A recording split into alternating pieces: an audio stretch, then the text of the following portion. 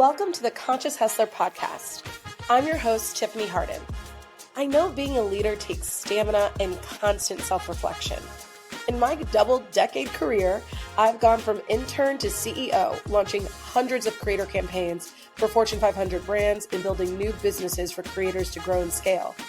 Along the way, I have met some of the most interesting people working behind the scenes who have pursued excellence in work and embraced personal growth as mindful leaders. This podcast is dedicated to lifting the veil on successful creative professionals, their mindset, their motivation, and their heart posture. Together in each episode, we will explore the tools you need to not only thrive in your business, but also nurture your soul. My intention is to help you confidently own your work and affirm your experience. If you like what you hear, don't forget to share this podcast episode with a friend, with a neighbor, with a coworker, and subscribe to our channel. Okay, let's get started. I'm thrilled to welcome Joi Brown, the founder and CEO of Culture Creators, a dynamic organization connecting global cultural leaders with a new generation of diverse talent.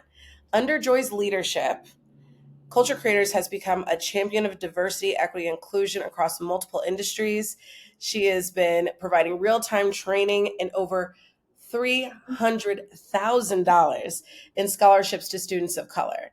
Girl, I wish you were around when I was in school doing this work. Oh my goodness. She's been recognized by Essence Magazine's Power 40, received the Ad Color Music Award in 2023, and she is a proud Howard alumni and a member of Delta Sigma Theta Sorority Incorporated, as well as a dedicated wife and mother. Welcome, Joi. I'm so excited to have you. And we are going to have a really great conversation today because this bio is great. But it does not do you justice, honey. Let me tell you something. This woman has had a storied career in entertainment and has been sitting right next to anyone that you think is in music that you like. She has had something to do with those deals that were done, those branding deals. She was doing that before anybody was really doing that. So I want to bring you in with like some energy because I know that while you were in this season of Culture Creators, you have had a career behind you that is larger than life for a lot of folks. So this next mountain that you've been moving is beautiful, and I want to talk about it. But I also wanted to just like give credit where credit is due, because you new to this, you true to this. Well, thank you, Tiffany. Absolutely. Actually, fun story. I met Joi when I was working at Violator, which was a talent management company that was run by Mona Scott Young and Chris Lighty. And I was just a little baby, You are. And I would have to send Joi these budgets. Mona, I was assisting Mona, and she would make me like do these budgets and for whatever like photo shoot or whatever that we would do in the music business or any business really. Like when you're dealing with the talent, they have their needs. They need glam, they need rides, they need travel, all this stuff.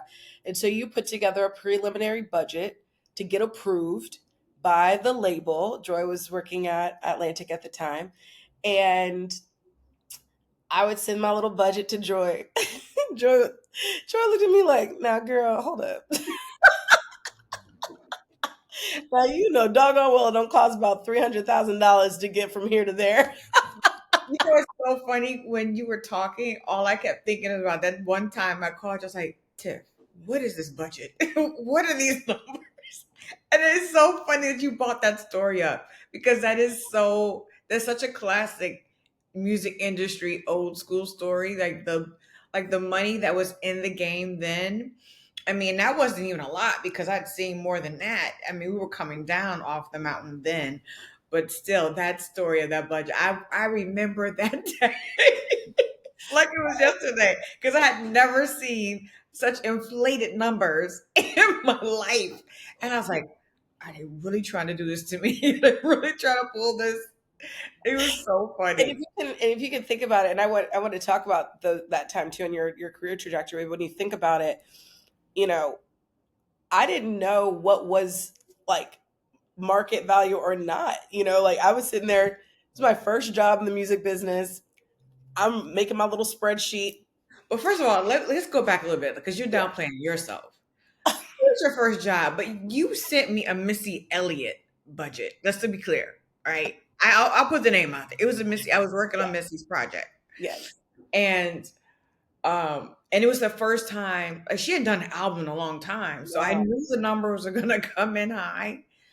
But the way those numbers came in, I was like, whoa, we're never gonna get this approved. We need to shift some things around, you know. Hmm.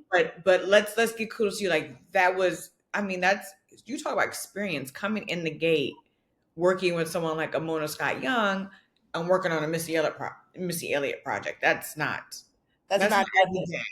Right. Like that's not nothing. And it's funny. It was for the client was what, Adidas, I think. It was the photo shoot for that I was I felt like like it was a tour budget or something. It it was was just it was a something. lot. Whatever it was a lot.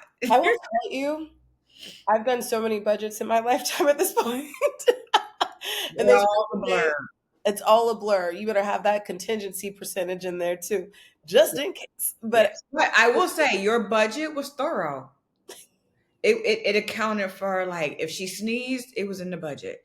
So so she was very Kleenex stat like she. yes, yes. She accounted for anything you could possibly think of. It was a very I thorough appreciate you. budget. It was just very, very high. Very high.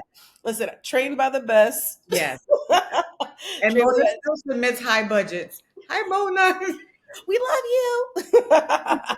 But you know what? I will tell you, it was that was one of the experiences that I got to learn what it meant to kind of also go outside of the bubble, right? So coming into the game, and I really want to talk about how you came into the game, but coming into the game for me was my experience not just being sort of under the lens of my boss at the time, but it was experiencing how to interact with other executives and what was what was going to work and what wasn't going to work. And that was kind of like my first sort of negotiation with trying to manage both sides of the pond, when it came to what real life was, which was like, Tiffany, look, I ain't got, like, what you talking about, girl? And versus, and also like expectation of, talent and my bosses at the time. And it meant a lot to me because that's also, I think, something that someone in your position has always had to do was be really cognizant and considerate of you know the resources that you had and what needed to get done that was ultimately going to be a good look for the talent. And I want to talk a little bit about your experience from your career and like when did you get started, and like were you always in New York or did you come from somewhere else, like what was your origin point and how you got into the business? Well, I was in DC at the time, Hmm. and had graduated from Howard, and working in politics or adjacent to government affairs, like everyone does, kind of in DC. And I was bored. I had started like throwing parties because at the time I had just broke up with this guy, and he was like a big time college promoter of our day, and so I gotten to know that biz a little bit, and I was like, okay, so I started doing it. And in the process of doing that, I saw him like contacting record labels and seeing who's coming through the area on promo. And one of the best examples of like me watching and working with him was calling Def Jam and seeing who's coming through, and getting to know local reps and that type of thing. I had no idea that kind of stuff existed.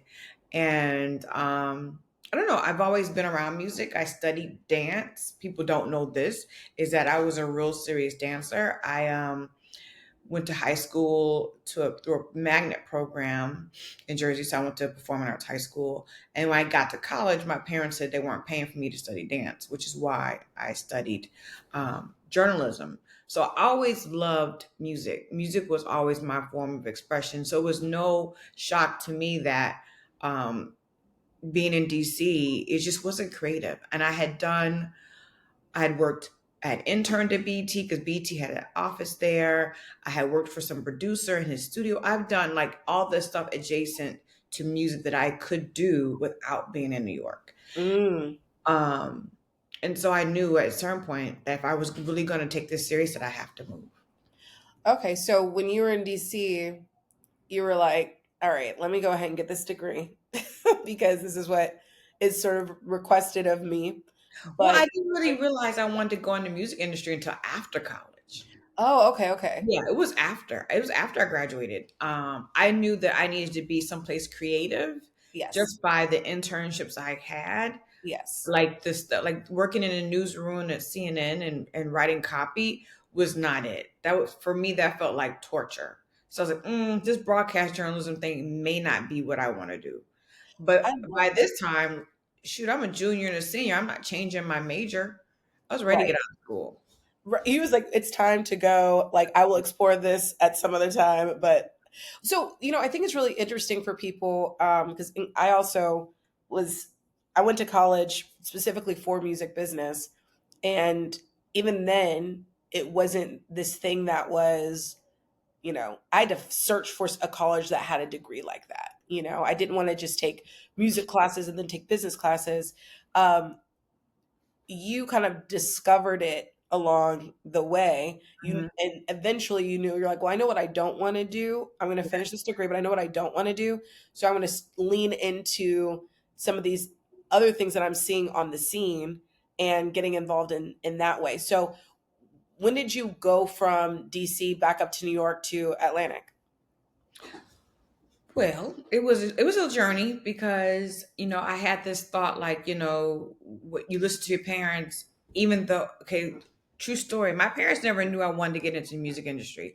When they told me they didn't want to pay for my college to study dance, I knew they weren't going to be a fan of me trying to get in the music industry. So my goal was I would try to go up to New York and drop off resumes because there was no real internet back then. Oh, Mhm. I'm so old. Um, so Like, and child, there wasn't the internet. You wanted to send and no something to internet. somebody, you got Right. to drop it off. So I literally used to take a Greyhound bus up to the city. Like, say for example, I got off work Thursday at 5. I'd be on a 6 o'clock Greyhound. I would either take the Friday off of work and then just go sit in lobbies and see who I can meet and pass out my resume. That Wait, hold on. I need people to hear this. I don't. The show is called Conscious Hustler. Okay, yeah, I this woman consciously hustled would take a Greyhound bus from with her DC. resume. Not even Peter Pan. Peter Pan was the nicer one. I couldn't even afford that. Not even Peter Pan. It was the Greyhound bus. You know what Greyhound that smelled Nasty like. Bus. Yes, I You know used what to. that smelled like. Yes. And would sit in the lobbies with her resumes already printed, which also means she already proofread them for typos. She Mm-hmm. already knew what it said, had it ready in case she saw somebody who she probably already researched Mm-hmm. and or already like knew they looked like somebody that knew somebody to say, Mm-hmm. hey. So what would you Mm-hmm. say to them when you was in the lobby with your resume? Hi, my name is Joe. Because I leaned on the Howard thing because Howard that was when Howard had the heyday, right, in the Yeah. music. And I was like, I'm a Howard University student, and I really want to get in the music industry. I was like I was gonna take the mailroom, the reception. I knew I wasn't gonna get an executive job, Yeah. so I was like, do you need an assistant? Do you need a receptionist? And I remember, I think I don't. It was Polygram or Motown, somebody's office. I just remember the lobby being really, really nice. It was the first like actual vestibule area that I was allowed in. Like normally I'm in the lobby because you can't get up, right? Oh yeah, yeah. This time I got all the way up to like the receptionist desk and then made friends with her, just start chit chatting. And then, one thing about this world is it's very small. We gonna know somebody who's gonna know somebody who's gonna know somebody gonna know. So it's really about me figuring out like, okay, who knows who? Mm. So that when I get up there, at least I can get to the receptionist desk. And if I can figure out who else I know, then I can get in the building to walk around. Mhm. Mhm. That's and honestly, that I think that works once you're in, but it didn't work for me then. Mm. Going that way, like coming up on a Greyhound with my resume in my hand, that never worked. Um, even I signed up to, I forgot the name of the temp agency. They're probably still around, but it was a temp agency that I was told, the receptionist told me that she used, and she was temporary. And so I signed up there, went to my little typing test, failed the typing test. Um, they never called me. Uh, Oh, no. but I do believe they never called because on my resume I had a DC address. Because Oh. mind you, I hadn't moved. So after much times of not having success, I got one funny story though. I would do this. Like I would get invited to parties. I don't know how, through the Howard connection. I remember one time I went to a bad boy party. I wore my gown, my little fancy dress, on Mhm. the Greyhound bus, right? You're precious. In my bag, I had my work clothes. So I literally took the bus, went to the party, went back to Port Authority, got on the bus, came back, and made it to work and changed my clothes in the bathroom at work and went to work. Oh my gosh, I love this story so much. He was like, "I'm gonna be at that party. Because I'm back gonna be." then, people were like, "Oh, you got to network. You got to go to these parties." So, Yeah. and that was when you had to stand in line for forever. I was in line for forever, didn't know nobody, but I was sure in those parties though. I know that's right. That it was important. It was who you knew. Like my little trick was working in the in my college. I had the office of my department, and so I always would be intercepting the calls for when people wanted interns. So when there was something that I liked, I was like, take note of that, and I will apply to that. So it was Mhm. always there's always that little something. So what was your break? What was the thing that kind of got you in the door? Using Howard Network, I called Derek Dudley.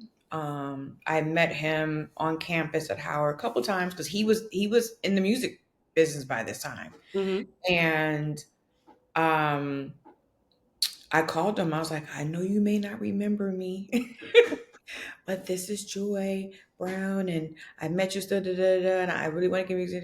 And he was like, oh, nicest guy ever. Was like, Uh-huh. you know, my girl works up at Uptown Records. He's from Chicago. She's from Mhm. Chicago. I'm gonna give you her number. Y'all should hook up. I think I called her, and she's like, "Oh, if you ever come up, call me." And I Mhm. think maybe a week later, I called her and said I was coming up.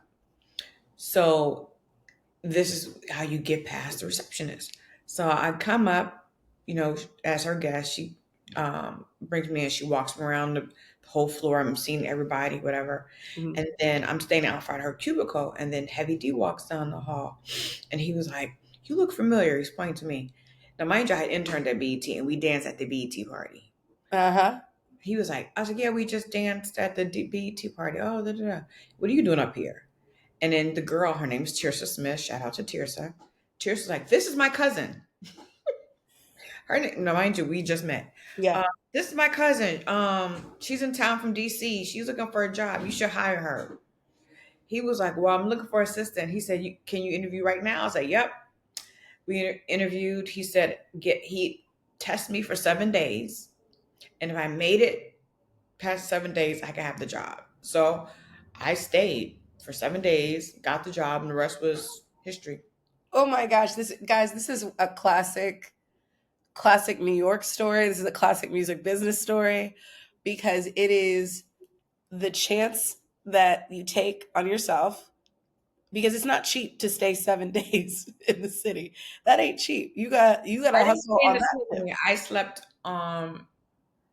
It's this girl who used to come up. She's a background singer, so she used to come up from Maryland all the time, and she and I met because, again, mind you, I had met her because I had exasperated all the music industry thing I could do in DC. So I met her because she dated a guy that I knew because she was a background singer, and she would come back and forth. And so she and I became friends. And she's like, "Oh, when I come, I crash at this girl's place that it lives in White Plains."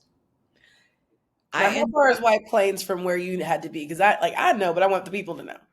so White Plains is not close, and it wasn't cheap to get. Like, mind you, I'm broke. Like, I just graduated, but like, I'm still not making them. I'm broke. Yeah. So White Plains to New York is like a 45-minute train ride. Yep. So I would come to the city, get to her house. She had a 1 bedroom apartment. I paid to sleep on her couch for like almost 2 years because that's all I could afford. Yeah. Wait, this is really beautiful to hear this story, and then I want to tie this to what you're doing right now because Joy, what I'm hearing is you invested in yourself and took some calculated risks. My mom used to call folks like us young, dumb, and desperate because we were like, we gonna make it, we Right. gonna win. I'm dumb And and desperate. I love that. like we gonna win, and so you end up doing things that put you in proximity to where we believe success is going to be, and like where we know we're gonna be able to thrive and grow and evolve. And so you went through the hero's journey gauntlet when it came to getting your foot in the door. Yeah. You And let know. me go back and say this. One, that the reason I was able to stay 7 days is because I had moved. I understood no one was listening to me or hiring me. So I was paying this girl, I saved up my money. I was paying this girl to sleep on her floor of her 1 bedroom because I knew hook or crook or whatever the saying is. Mhm. Like, if I had to work at McDonald's or if I had to bus tables, I knew I could get a job. Mhm. I may not be in the music industry, but I knew I can get a job. So I knew if I just moved, that would start off the right energy. Because again, I may have been going back and forth on a Greyhound for almost a year and nothing was happening. Mm. So I think it's really important for people to know like you have to put yourself in the environment. Yeah. And You and know. and I would say you hit the nail on the head because that's what I still believe that needs to happen, right? I think we have to put ourselves in places and spaces to expand ourselves. Mhm. If you stay and like you just talked about the bubble. If we stay in our bubble, there's really no growth, right? There's no opportunity for growth. You're going to stay in the same little area. Your circumference is going to be the same. Your nucleus is not going to change. It's going to be the same. And sometimes to shift and to go places where we really want to go on our heart and our mind, it requires us to come totally out of our comfort zone. And that's what Culture Creator has done to me a million times. Totally out Oh, of my comfort zone. I know that for sure. I remember when you started Culture Creators and where it started and where it is now, like, and even just sharing the story of like being in college, having a sense for what you want to do, but it wasn't like completely defined yet. But you just kept taking one step closer and closer. Um, with Culture Creators, what I love about this story is that like, and the fact that you give these scholarships to students, like you are, in my mind's eye, remembering who you were then and what you needed, and having this network now and having resources to say, hey, you don't have to get on the Greyhound like I did. Like, I Mhm. can introduce you to the right person, and I don't even have to tell them that you my cousin. You were part of a new crew. Right, You right, know what I right. mean? So students have this really interesting and beautiful opportunity to avail themselves to your resources by who you showed up to be. So like after Heavy D and all that, you ended up, you know, being like head of marketing for Atlantic and Warner. You're dealing with all this different types of talent. You went off to the agency life as well. What about the work and working with creatives on the marketing side of things gave you spark, gave you joy, or gave you a sense of accomplishment? Like, why, how did you come to I be think in it's the that best side of the question business? I've ever been asked. And because I think people try to get to that question and just don't know how to frame it right, but you hit the nail on the head. I realized, and it was, and also too, in this current iteration of it, have been reconnected to the part. I love making ideas and dreams come true. Like I it's rewarding to work with someone and they say, "Hey, I have this idea," and then you're like, "Oh, I see it too," and you help them build it, and then you actually go do it. That is to me what makes me happy. That makes me. I can't even explain. It's like a feeling you get inside, like, "Ooh, that feels good." It feels good in your body, right? If I had Hmm. Oh yeah. to explain it, but yeah, it's that, and I didn't realize, you know, after my experience of being an agent, which was like for a hot second, I realized I didn't like it, because I realized my interest is in investing in people, Hmm. and if I'm foresight to turn over deals to throw them up against the board, well then where does the investment in the person happen, right? Where Right. is the strategy around how we're going to do business so that this is not a flash in the pan, and we can have a long-term relationship. And I think Right. that has been, for me, coming out of the music business and going into different and dealing with different industries. I think that's what sets me apart, is that, we are in a world that's very transactional, and there are not many people who are slowing down to really invest in people and Hmm. take the time and give them the access, right? Yeah. It always comes with something. And that has never really ever been my nature. People are always like, "Oh, can you do this and I'll look out for you?" Yeah. No, if I'm going to do something for you, I'm going to do something for you. I don't need you to, you know, pay me back, or, Quid pro quo. right. Yeah. And I think that has been something that, like, I've experienced people wanting something back in exchange, but that just don't roll that way, right?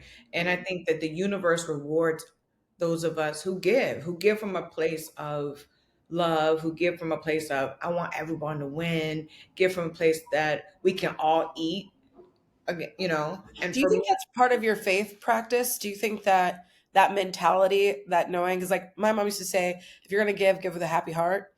And like, so what I hear you say is something similar. It's like, if I have it and I want to, I'm going to do it and I don't expect anything from you.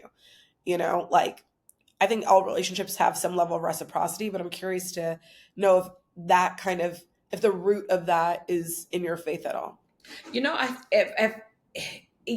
that's a hard question to answer because it's two pronged. I would say yes and no, right? Okay. Um, yes, because at the core of all of this is that I just love my people. Yeah, I love humanity. Like, I'm one of those people, when I see something happen, it breaks my heart. I feel that.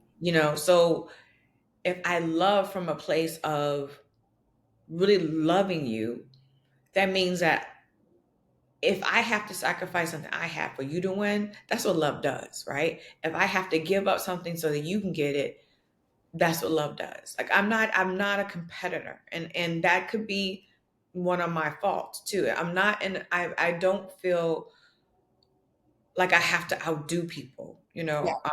and it's easy nowadays, right, to go scroll social media. And I'm very mindful of my behavior in that space too, because you can scroll social media and I can think, "Dad, culture craze ain't doing this, we ain't doing that. This person doing this and this. How come I'm, how come Culture Craze didn't come on Culture Con?" I mean, I've heard people say that, so I know that but imagine if I thought that. Right. Like, how could you ever, like, it's human nature, right, to think those ways, but then we have to think, I'm confident that what God has for me, and then no one can take away and no one can stop. And I also am very clear that my path and my journey may take me longer to get there, but if it's God's will, then it's God's will. And to take the journey and understand, to be patient with myself and give myself grace. And I think that's the hardest thing to do. It is hard to do. It is hard to do because we are in a lifetime and a generation where we are bombarded with information, bombarded with messages, and you're constantly sorting through like, okay, what's mine? And then what's somebody else's, what's the world's like, and a lot of people say, oh, I remember when um, you just didn't know what was going on the other side of the world. Now we know. And the thing about truth and, being in this life right now is that, like, when you know something, when you are aware, you can't become unaware. Right. Ignorance really is bliss, right? And so Right. imagine though if we, and I love this is about being fortified in your path and what is for you. you know you can love what you're doing, see somebody else doing something else, and think to yourself, great, I love that for them. And that has nothing to do, it's not, um, I think sometimes what happens is people want to compare because they need to, in their own minds, put things in boxes when Right. really Right. it's like, my box ain't got nothing to do with that box over there. Just because we use similar words, like, come on now. Right. Like, and we need to be able to have, a more diverse perspective of what people need is different. There are 1,000 billion podcasts in the world. God's like, I need you to do this though.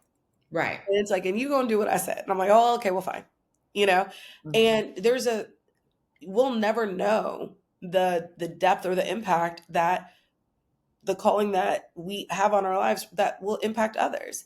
My friend Jovian Zane, I remember when she said this, when she said, what if my obedience is tied to your liberation? So it's like, who are we to dim our light, dim our work, our effort, our execution practice because it's similar to, or perceivably similar to what somebody else is Right. doing. Right. Child, bye. Like, ain't nobody got time for that. It's wild. Well, I have a couple more questions for you. I want to know what has been like one of the biggest challenges for you when you stepped out of corporate and leaned into culture creators full time. What was one of your biggest challenges? And then what was one of the biggest opportunities? They might be two sides to the same coin. I think one of personal or professional? Because Both. okay, I'll give you both. So my personal challenge was believing in myself Mm-hmm. because I had become, even though I didn't know it at the time, but I had become Joy from Atlantic Records. That's my first and my last name. So even though my day-to-day identity wasn't in my job, that line next to my name became my professional identity. And it made me question. I was like, well, Dad, will people still pick up my calls? Will Mm-hmm. people still want to work with me? Because it's so easy to toe the company line and toe the corporate card and flex on this destination that's not yours. Mm-hmm. But then instantly when it becomes yours, a reflection of who you are and the work that you really do. We tend to question ourselves like, wow, can I still bring value? So Mm-hmm. that was something to get over, digest, and get over and sit through. I'm glad that I did that because it was a blow. I've been at Atlantic 21 years. You know, it was so much of who I was externally in the world that it just made me say, well, hey, would Tiff still talk to me? That type of thing. Um, But wait, how did you get over it? Like, how did you say, you know what, actually, I do have value? I had to, what helped is going out, um, taking action. I think sometimes when we have uh, negative thought or attack thoughts, they're called, when we have attack thoughts Mm-hmm. that happen, we have to not necessarily sit with it, except that they're happening. Because I think that if we push things on the rug, it's just going to come up, it's going to fester. But to say, okay, why am I believing this? Is this true? And for me, not only is it true, I had to kind of like really want to know if it's true, right? So Right. me going out and setting up meetings and talking to people and, I was like, okay, I just have to move differently than I've moved before. But yeah, I'm still the same person. I'm still the same person who has the ideas, still the same person who loves people, who has interest in people. So yeah, that was big for me. That was a big whoa. Yeah. I Yeah. like this idea of taking action because I think action when you have momentum, like it's almost like, when people say, when you're upset, like go outside, take a walk. It's like the body's doing something and your mind's catching up, And and I didn't realize how important that is, but it really is good for your mental health, yeah. is to not stay in a low place, force yourself. Because there are Mhm. many times I had to force myself to do things. And then on the other side of it, I was so grateful that I forced myself to do it because it's easy to wallow. It's easy to wallow in our self pity, our insecurities, and our fears, right? But moving to a place of obedience, you talked about earlier, right? Moving to a place of obedience and moving to a place of full faith, Mhm. really having bold faith. Like this year, and it's no secret, I tell people the last 2 years, the last 4 years have been real successful for culture creators because we were, we were doing the work of DEI before DEI became a term. I didn't even know what to call it. That's how we have been doing it. If I Yeah. had to describe it to people, Yeah. George Floyd hits. Now we get the language, we get the acronyms to use, right? And the amount of business that we were doing, I was able to have a staff and, feed people well. And then the affirmative action decision ruling comes down and DEI starts to disintegrate and mutate to something we're still waiting to see what it's going to end up being, right? Right. I lost 90% of my business. That's insane. That's wild. That's wild. Oh my gosh. How So does you that? talk I about have questions. 2 year, 3 year programs we were doing, Yeah. gone, gone. And I look at it this way: Yeah. it was a sucker punch for sure. Writing was on the wall. I saw it coming because I kept saying something's happening, right? Um, but I would say I'm gonna give you an example of being disobedient, right? So when we talk about being obedient, Hmm. so it was years ago. Someone mentioned to me, they were like, you should start a nonprofit. And I was like, I'm gonna stay for profit because I don't want to have to do all that accounting and all that work that has to do with that. And fast forward, I wouldn't necessarily be in this position if I had started my nonprofit. Hmm. Okay, explain more. Explain more. Tell me what's the strategy? Why do you say that? Strategy around it is the work that I'm doing does not necessarily change. I'm still doing it. I'm just doing it in a Hmm. nonprofit. Yeah. Work about equity and inclusion and building processes and systems to help companies navigate those issues and give them metrics. That work still has to be done, but they're Right. not calling it DEI. They're calling it something else, right? So by advocating and building a nonprofit, they can package that up underneath their charitable causes and put it there. And it's not Right. a line item under talent Right. acquisitions or human resources. So the opportunity to still work in that space is still there. But the fact that now that I'm a nonprofit, it makes it easier for them to um, participate and support programs that actually benefits their business bottom A line, hundred but, percent. but through those separate dollars. This is really important to hear because in our business they call it message matching, and as marketers, you know, like for instance, like brand endorsements, influencer marketing. This has been around since the dawn of time. The sort of net has expanded as to who gets to call themselves a talent. Hmm. It's not just actors and musicians, it's anybody that has an audience. And so what I hear you saying is, instead of, the mission is still the same. Mission's always going to be the same.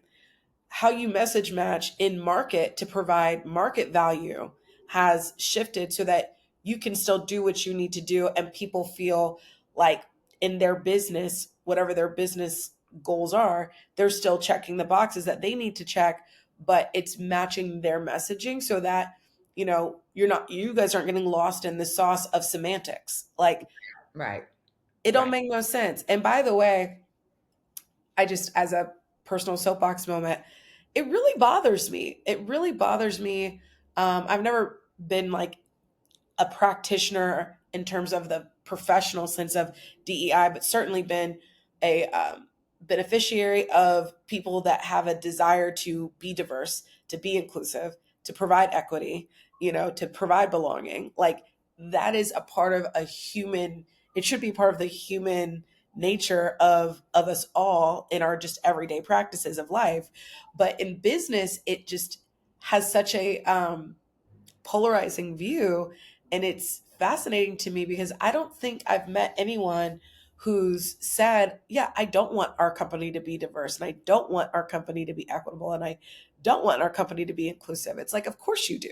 But the nature of this like propaganda right now Yeah. is making it sound like it's a curse word and it's silly. Well, I mean, I really feel like it's only become this curse word because it when it pertains to people of color. Oh yeah, no, You know, 100%.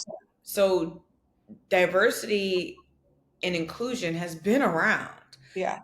because the first thought was one, a lot of women made it into the workplace under these initiatives, right? And then the second is LGBTQ. How diverse is our workforces? Are we representing? Does our workforce, our labor force, represent the clients that we serve? Right. Hmm. Hmm. So it was only until the equity or equitable part came into play that I think, and I could be wrong, but this is my point of view dealing with it.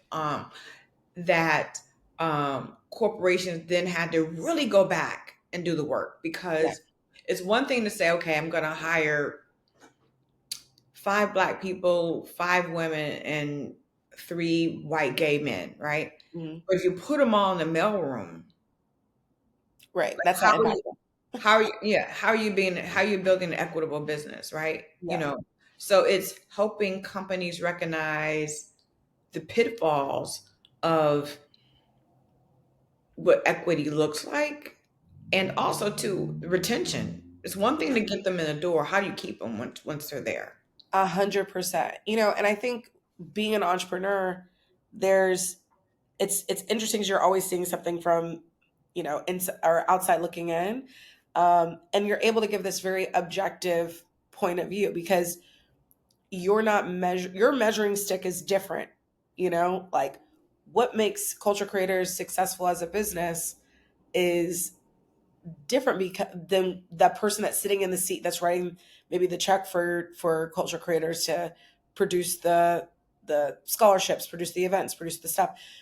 And this is why I love being an entrepreneur is because you can give real bars to someone that's sitting in the seat and they can implement that or try to implement that in ways that you don't necessarily have to have a dog in that fight. Like Right. there will be other partners that you can work with. So if, you said 90% of your business left, like, okay, that tells you something too, where it's like y'all weren't really in it for real, for real. So now I need to go find partners that are in it and are willing to invest, not because it's a good marketing look or because they're going to sit next to, a star at the table for 10, at the event, but because they actually want to see a pipeline of students moving into these areas of entertainment and focus and media, because it matters for the equity of their business, for the diversity and inclusion of their business.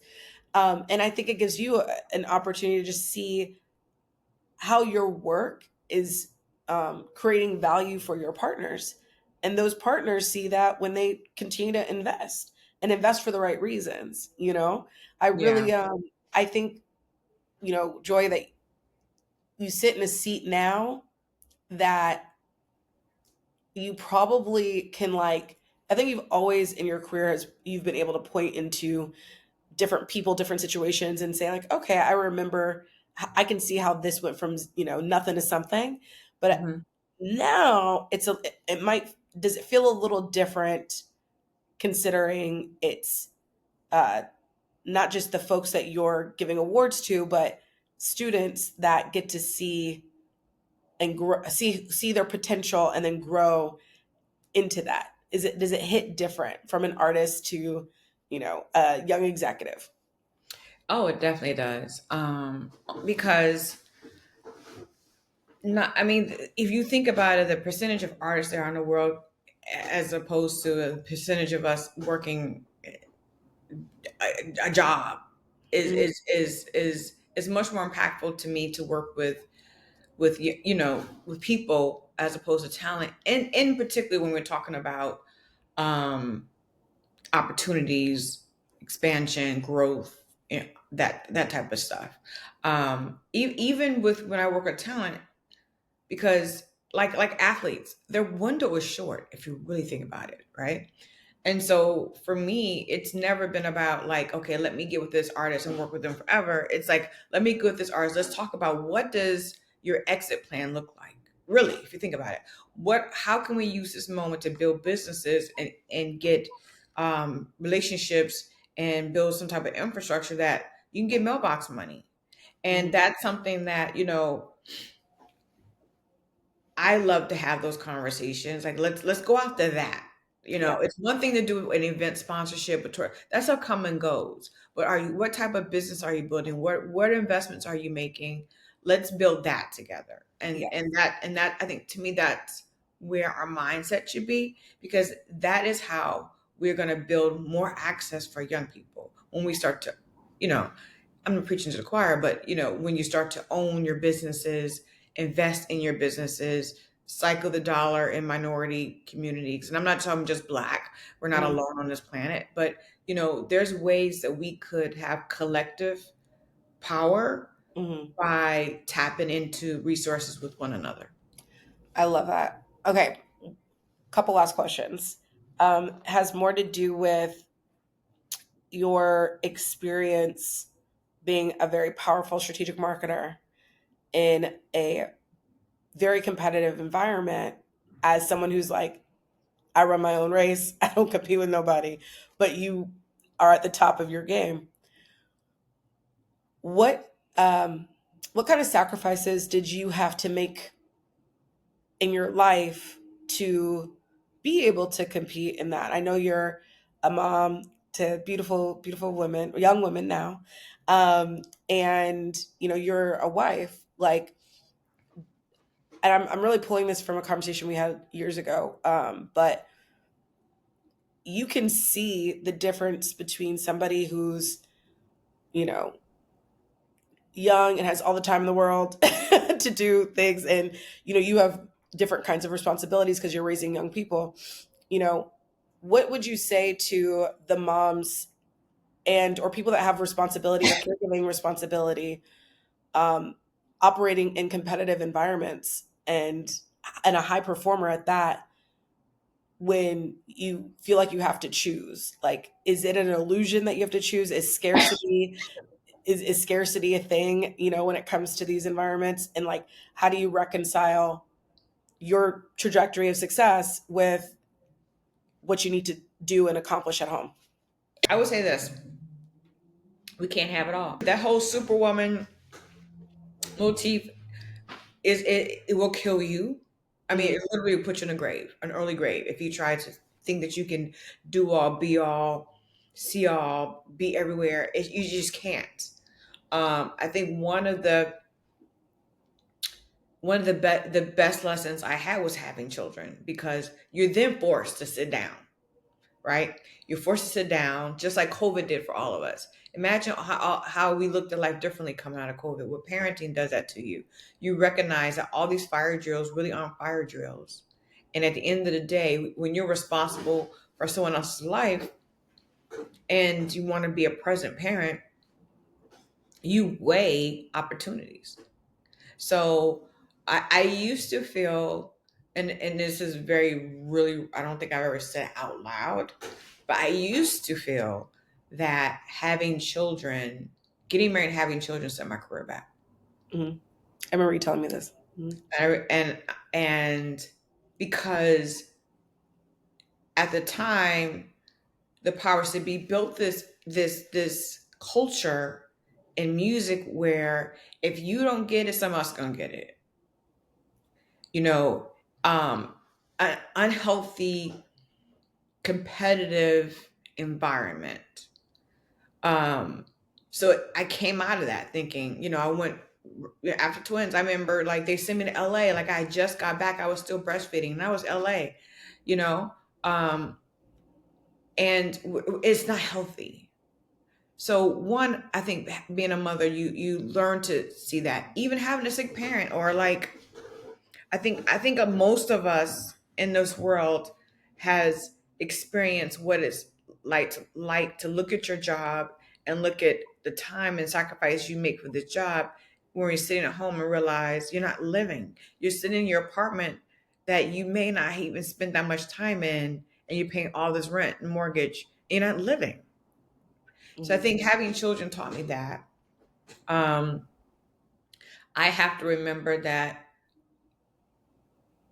we can't have regrets because I think if we say we regret that something happened, then we're saying that we regret the life that we lived because all of these things play together for our good.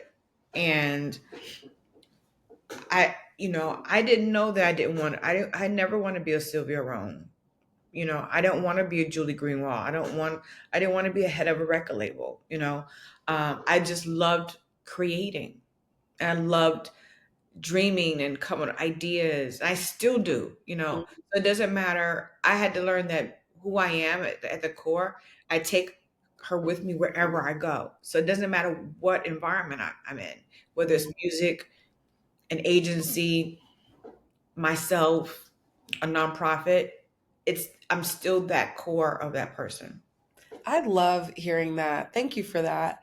And I think it's going to really remind people that as you go through these life stages and have a desire, recognize like what is your desire versus the perception of what you think should be there. Like to your point, you being able to say, yeah, I don't want to be in journalism. I don't want to be head of a label. I want to create, I want to build, and I want to be close to, how somebody, a talent, a student thinks of their career to make mailbox money. Like all of that is a part of like who you are and what makes you incredibly unique in this business that is full of transactional relationships, full of competitive behavior. Like that FOMO before FOMO was a thing, it takes a lot of self-reflection and understanding of self to say, no, I know who I am and I know what I want. So all of this can be happening and yeah, that could be cool, but also it's not. I don't want to go just to say I was there and I don't want to have to take that job just to say I did it. Like all of that, it's for who? It's not for you. It's like who you being loyal to. That's one of my favorite sayings. And that being said, I'm going to wrap this up, but like for that being said, like I would love for you to speak on one question, like what is being a conscious hustler mean to you? What is the words mean conscious hustler mean to you? And if you could leave folks with a we said a lot of nuggets today, but if you could leave folks with in this stage of your life where you're at, if you could look on young Joy and be like, girl, you done did it. Like what would you say to her now, knowing where you're at today? In her most like doubtful moments, like what would you say to her? I'll take that part first. I would say do it afraid. I let fear keep me out of a lot of opportunities or stop me from showing up in places because of whatever lack I felt at the Mhm. time. Mhm. And I would say to my young self, just do it. Right. Do it afraid. Just do it. I love that. Um, and then in terms of a conscious hustler, Mhm. I would say I'm definitely in my conscious hustler Yeah. mode.